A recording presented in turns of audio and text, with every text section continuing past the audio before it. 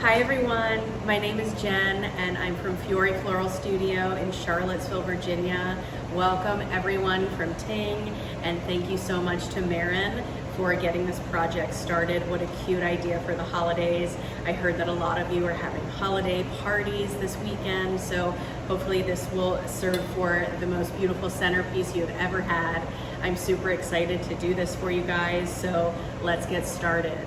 So each of you should have received this neat little postcard with your care instructions on the back on how to hydrate your stems. So hopefully they have been sitting in water cut at a 45-degree angle for a few hours at least, depending on when you received your package. Hopefully they are beautiful and fresh. And here are your little tools that we have. They came with a little lanyard, I guess. I would not recommend wearing that around your wrist. Just throw that part out. But these are really good snips, and you have your ceramic vase here, which you can hopefully use again and again after the arrangement is gone. So we will go ahead and get started with a flower inventory. Let me show you what we have that we're working with. So first and foremost, we have your greenery bouquet that's come already assembled for you. So that's going to be item number 1. And then we have the white hydrangea that we're going to be working with. We also have a little bit of Nandina foliage. We have some pine cones. And then these are the roses we've selected. So this is a nice blush rose called Quicksand, and that is very popular among brides all year long. A really popular rose, so that's Quicksand. And then we've selected the white Mondial rose for your white rose. And we're gonna go ahead and show you how to trim the guard petals off of these roses. Don't fret, they're not dying, I promise. They're supposed to arrive like that. We just have to do a little bit of trimming to make them perfect. And then we have some really cool fillers here. This is called Christmas bush, really nice maroon flowers. We have our red spray roses, which are really beautiful in any design. And then we've got some really fun fillers. This is called Safari Sunset Leucadendron, and that's gonna give you a nice maroon green tone. And then we have our showstoppers. We have our focal blooms that we're working with, and these are the red charm peonies. We have also included a white peony, and then we have the ilex berry, which is super fun for around the holidays. And then also for focal bloom, we've included 2 types of ranunculus. We have the red and we have the white.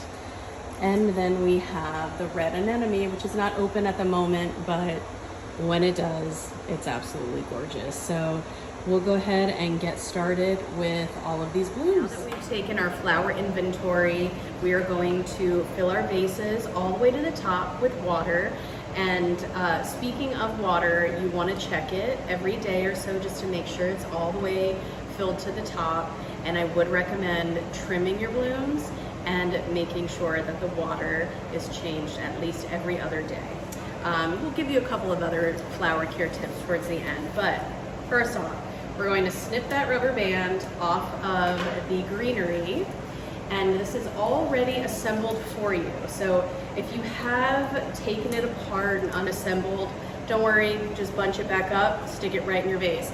It does like a little bit of a trim, so we are going to cut off just a little bit from each stem, just to ensure that we are introducing new hydration into each stem. And the 45-degree angle just lets your stems have a little more surface area, so they are able to soak up all of that hydration, especially after a long trip. So we have our greens here. If it's a little bit too full for you, no problem. You can take a piece out, you can add it towards the top. Just play around with it. This is your base for your entire design. So, you know, it's really important that you get it right now because it's really hard to fix later once you have all of your blooms incorporated already. So go ahead and get the shape that you really like, and we'll go ahead and start to incorporate our first flower.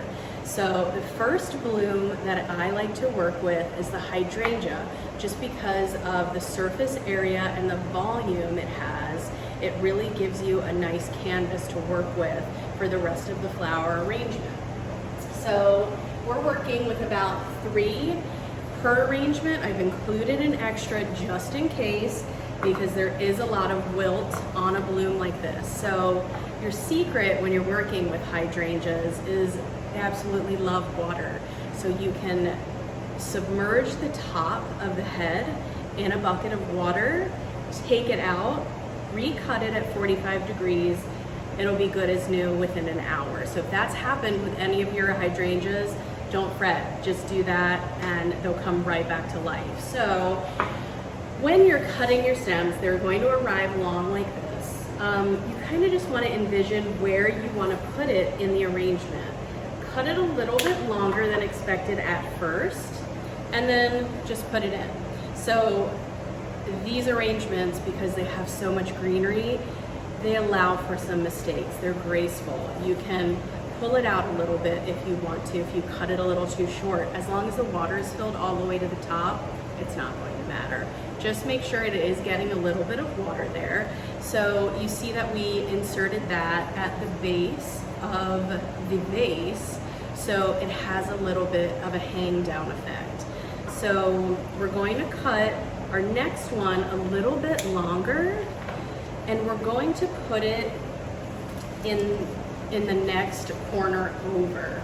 So do you see how it's a little bit higher than the other hydrangea? That's how we create visual interest within the arrangement. So we don't really like to do anything very cookie cutter and put everything in the same direction.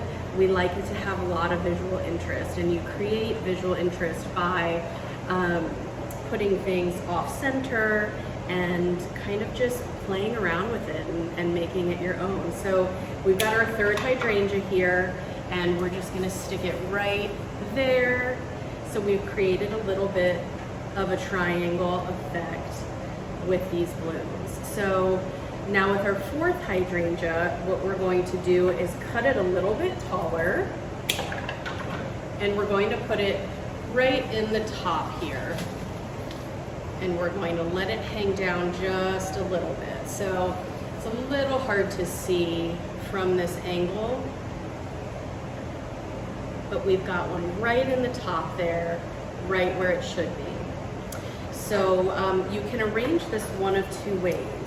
You can arrange it with the thought that you're going to put it in a corner and you have a front of the arrangement, so you can include lots of your focal blooms towards the front.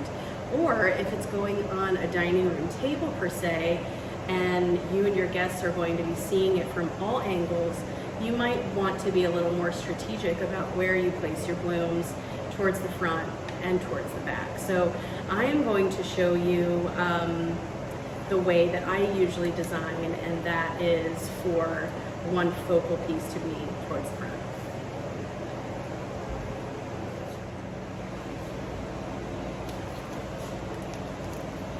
All right, so I am thinking that this is going to be the front of the arrangement. So we've got a lot of visual interest right here. So the next plan of action would be to keep a little bit of space up here for your focal blooms, and then a little bit of space right here in the front for your bigger focal blooms, which will be the peonies that we're working with. So right now we're going to go in with some of the fillers that we have, and that's going to be the Nandina and the Christmas bush. So these are both very long linear pieces, and I like for them to hang down a little bit. So each of your stems are going to have multiple twigs. So you're just going to kind of insert them in the bottom,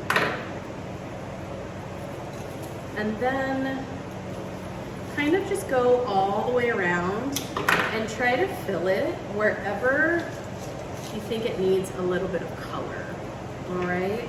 So you can also preserve a larger piece and use that as a backdrop for where your peony is going to go later. All right, so we've got a little bit of Nandina. Some of you will get a little bit more of a reddish color, kind of like a fall tone, and then some will just get the green, which will change over time. You'll have this Nandina foliage for about a month or longer. It stays around for a very long time. So you see that each piece of greenery we use is going to have a different texture. Some of it's a little more opaque, and then some of it you can kind of see through. So we like to use lots of different varieties. So this seems like it's looking pretty good so far. I'm gonna use a little bit of berry just to put in the front there. So anything that you've received that has a hanging linear effect, I would save for the very front of the arrangement. It's always super interesting to keep right there. All right, so next we're gonna go in with one of our harder stems, and this is the Safari Sunset Leucadendron. This is actually an orchid, and it's super fun. We use it for everything. It also comes in a really bright green color, which is super fun. So these are a little bit longer, so you can use these pieces toward the sides of the arrangement and in the back, just wherever you feel like it needs a little bit of texture. Again, super fun bloom, lots of texture and color. People are going to look at this arrangement and they're going to ask you what these blooms are. So hopefully I've provided enough and enough tutorial to kind of show you. All right.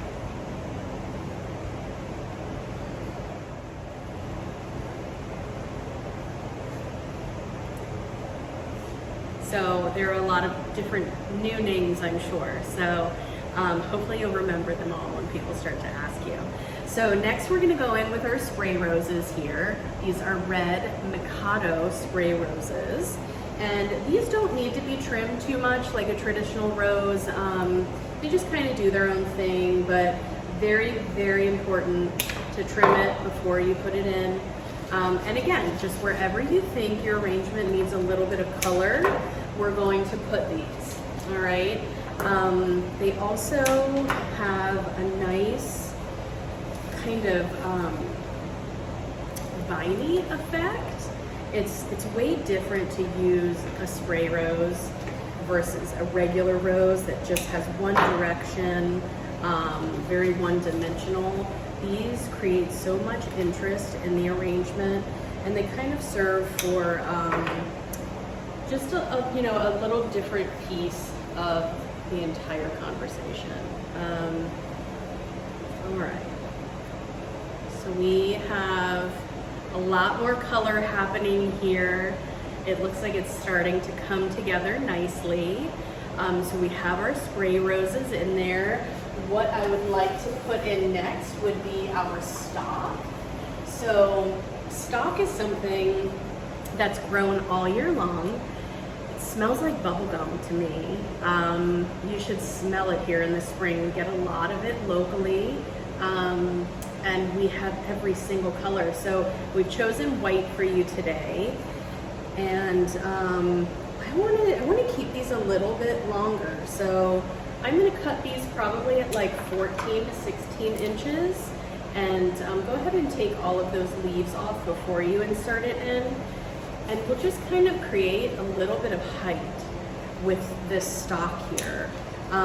Again, in a triangular fashion, just like we did with the hydrangeas, to kind of insert it in between all of your other blooms.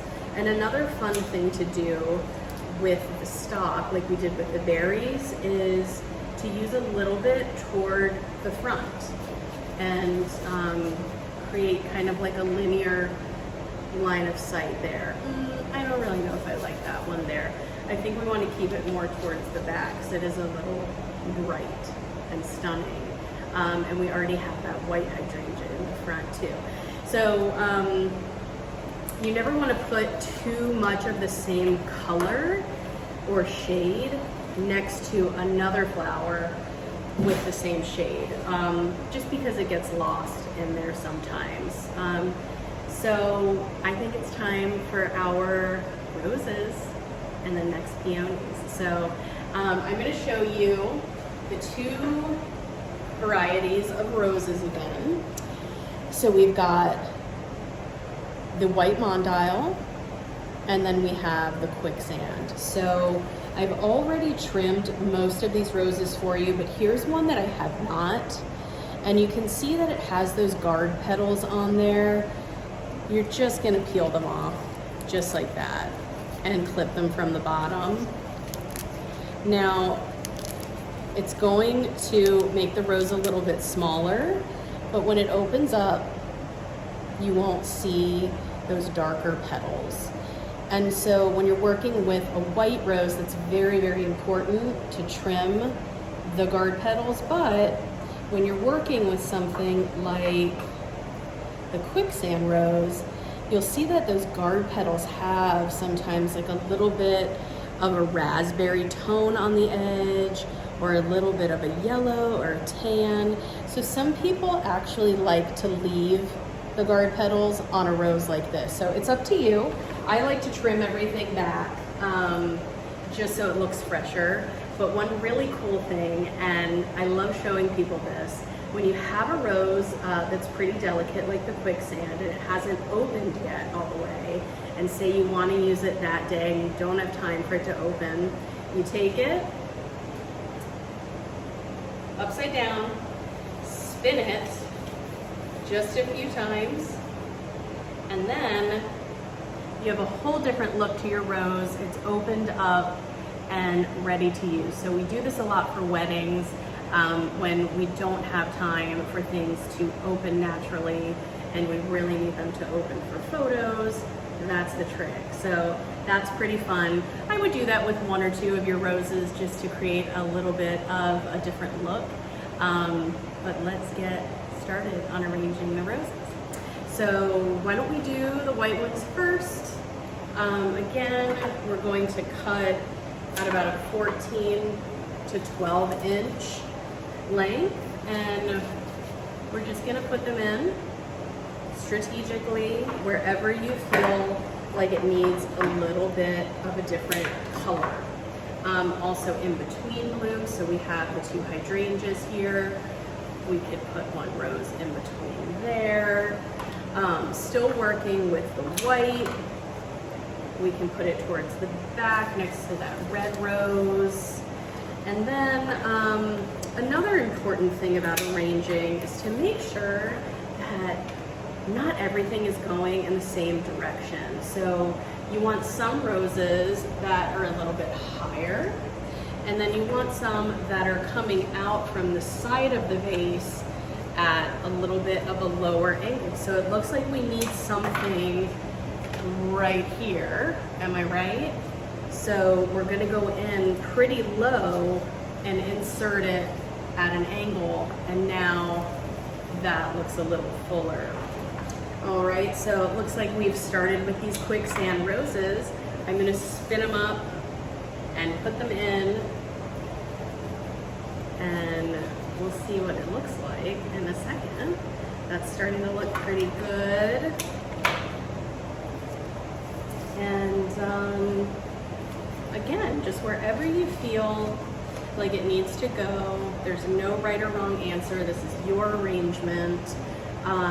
Also, kind of like when you're designing a Christmas tree, you want things to go a little bit lower sometimes. So I might want another quicksand right here, but I don't want it on the same plane of focus, if you will, as the rest of the roses. So I'm going to put it in a little bit deeper there. All right, so I think I want to move this one because we saved that space for the peony and I've forgotten that. So we'll put this one somewhere else, but always trim it again before you put it back in the water. All right, this is looking good. I'm gonna move this hydrangea out just a little bit too and put it somewhere else.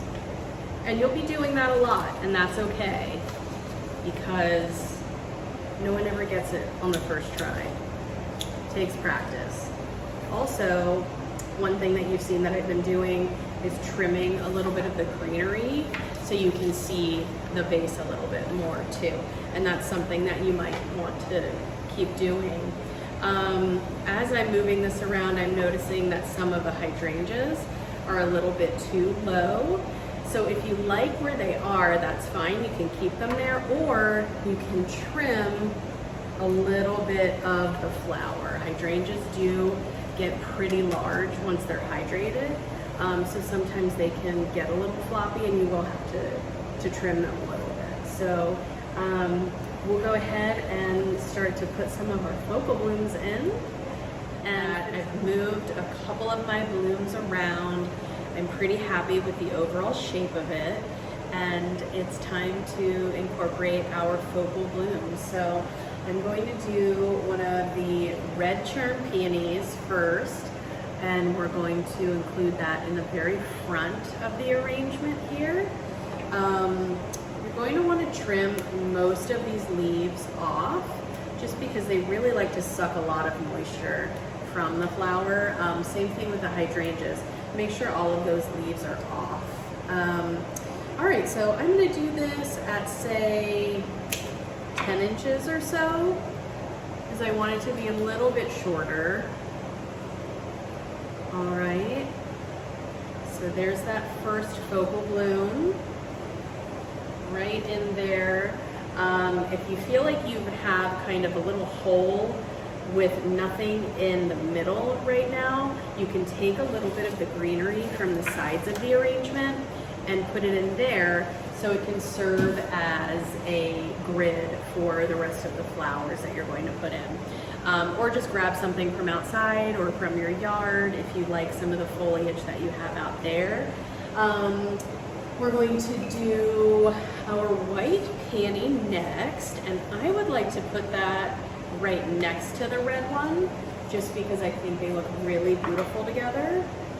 So we're going to kind of nest that almost right in the middle of the arrangement, but we don't want it on the same plane of focus as the other peony. We either want it a little bit behind or a little bit in the front. So whatever color you prefer, maybe you'll have that one in the foreground as opposed to the background. All right, so we have one more peony that we get to use, and this is going to be back here, so a little bit taller, if you will. I would say at least 4 or 5 inches longer than the first peony that we cut. All right, so we're gonna have that one right in the top.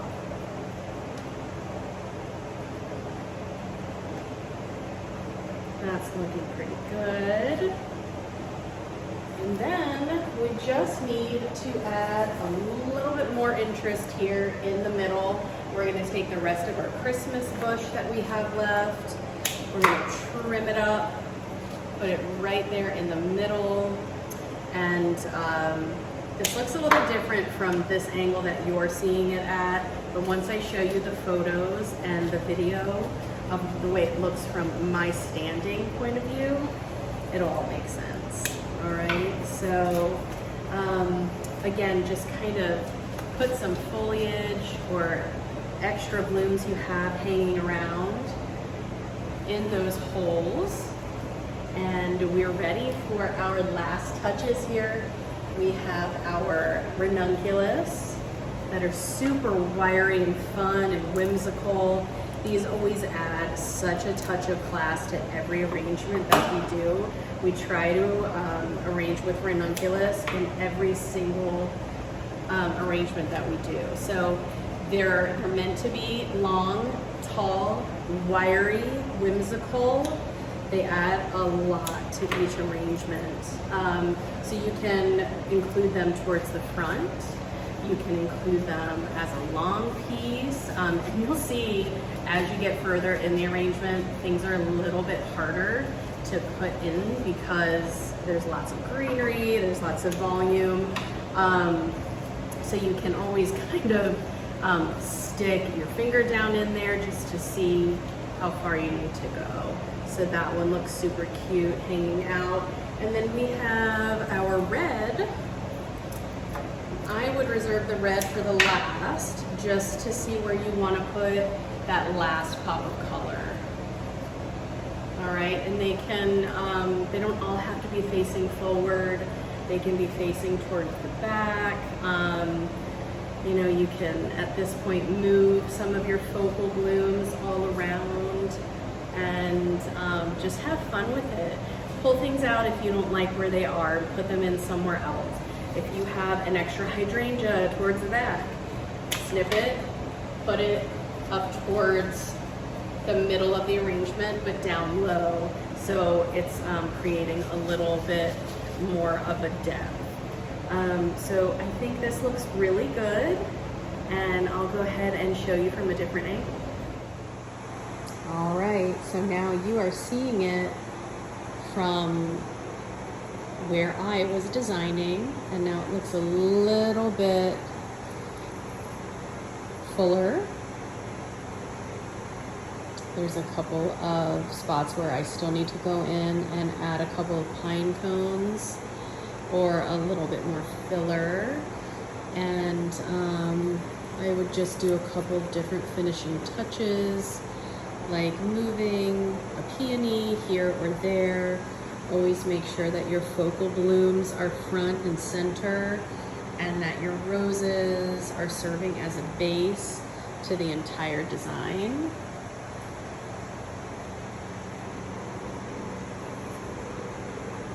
Lots of color and texture.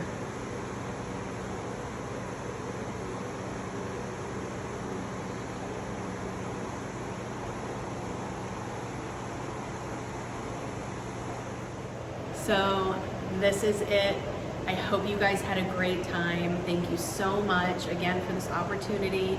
If you have any questions this week about your flowers or flower care, please feel free to reach out by email or through the website, and we'll try to help you out the best we can. So thank you so much. I hope everyone has a great holiday. Enjoy it.